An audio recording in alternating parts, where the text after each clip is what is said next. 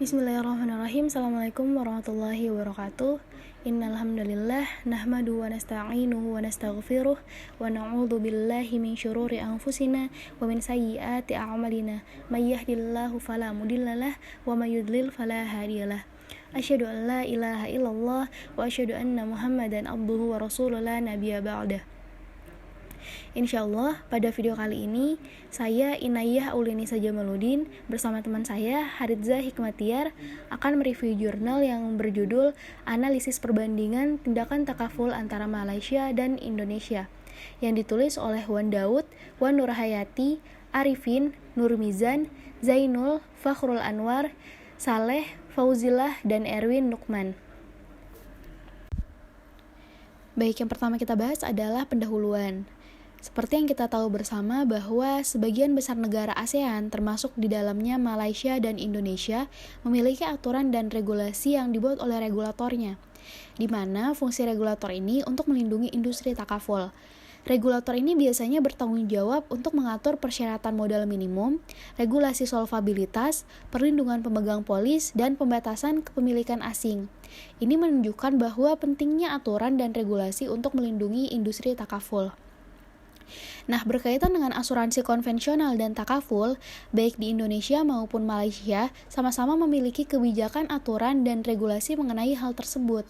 Namun, dari segi pemberi aturan, Indonesia diatur langsung oleh Undang-Undang dan Peraturan Otoritas Jasa Keuangan Nomor 23, yang dimana undang-undang ini merupakan kebijakan vertikal dari pemerintah pusat.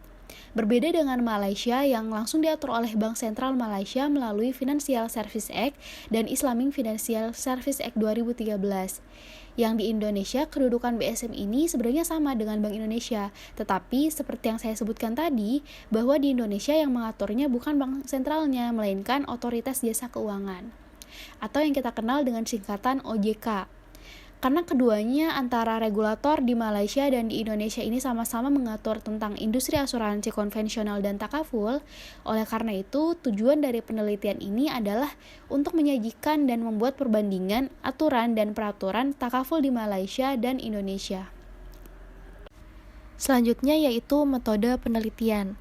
Pada penelitian ini, peneliti menggunakan metode penelitian kualitatif. Kenapa kualitatif dipilih untuk penelitian ini? Karena mencoba untuk mendapatkan pendapat mendalam dari peserta. Dan untuk menemukan hasil penelitian, maka peneliti menggunakan proses wawancara semi terstruktur, observasi non-partisipan, dan analisis dokumen, di mana peneliti adalah instrumen kunci untuk pengumpulan data. Cara yang dipilih peneliti untuk menganalisis data berasal dari kombinasi faktor yang meliputi pertanyaan penelitian, landasan teoritis penelitian, dan ketepatan teknik untuk memahami data.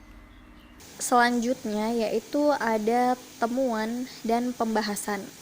Yang sebelumnya itu temuan dan pembahasan yang dilakukan oleh peneliti pada jurnal ini yaitu adalah aturan dan regulasi takaful saat ini digunakan di Malaysia adalah IFSA 2013 dan UU 40 yang ada di Indonesia, yang dimana UU 40 sendiri ini mengacu pada perusahaan takaful dan perusahaan asuransi konvensional yang mencantumkan pokok-pokok masalah asuransi dan takaful, yang penjelasan lebih lanjutnya ini mengenai daftar yang tercantum dalam UU 40 dapat juga merujuk pada peraturan otoritas jasa keuangan atau yang disebut dengan POJK.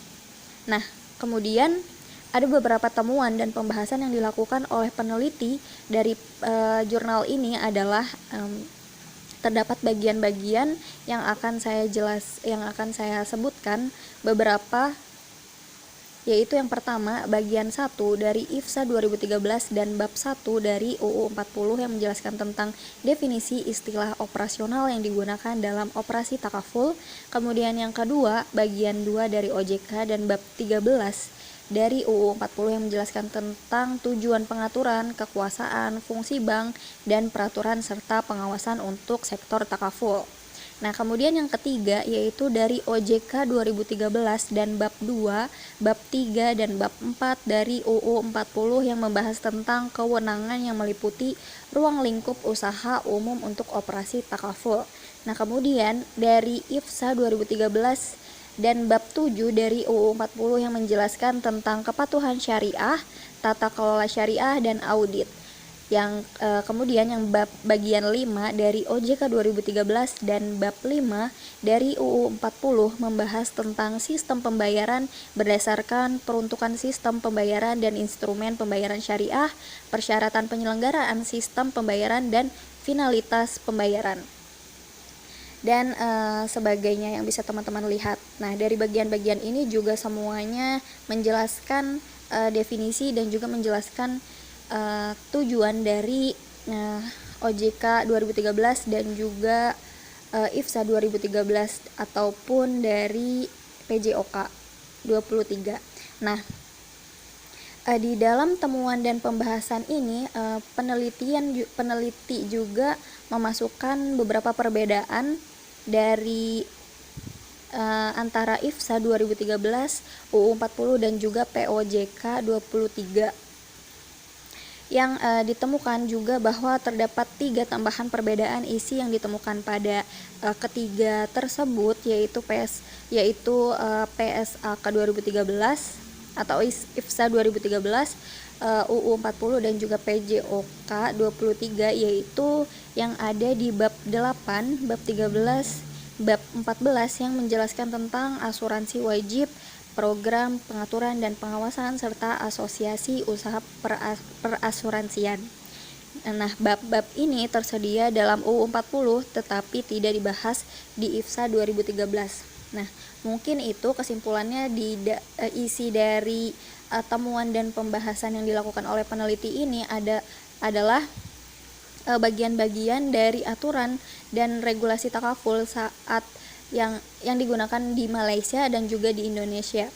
Yang di Malaysia itu yang disebut dengan IFSA 2013 dan di Indonesia yaitu UU 40, dan juga terdapat perbedaan antara IFSA 2013, UU 40 dan juga POJK 23.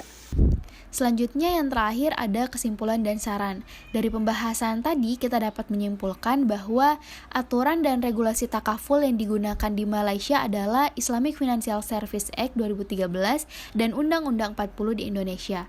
Namun, Undang-Undang 40 ini digunakan sebagai acuan baik bagi perusahaan takaful maupun perusahaan asuransi konvensional. Pembahasan dalam Undang-Undang 40 ini cukup lugas, hanya membahas asuransi dan takaful. Sedangkan penjelasan rinci dari masalah yang disorot lebih lanjut diatur dalam POJK nomor 23. Islamic Financial Services Act sendiri yang digunakan oleh Malaysia berisi operasi takaful termasuk semua aturan dan peraturan takaful dan juga kompilasi perbankan dan pasar uang. Dari pembahasan tadi, berdasarkan temuan yang dikumpulkan saat membandingkan Islamic Financial Services Act 2013, Undang-Undang 40 dan POJK nomor 23 yang lebih pada masalah administrasi, maka praktisi menyarankan untuk membuat perbandingan lebih lanjut antara takaful operasional framework dari Malaysia dan POJK dari Indonesia. Mungkin sekian review dari kelompok kami. Jazakumullah bi ahsanil jaza. Wassalamualaikum warahmatullahi wabarakatuh.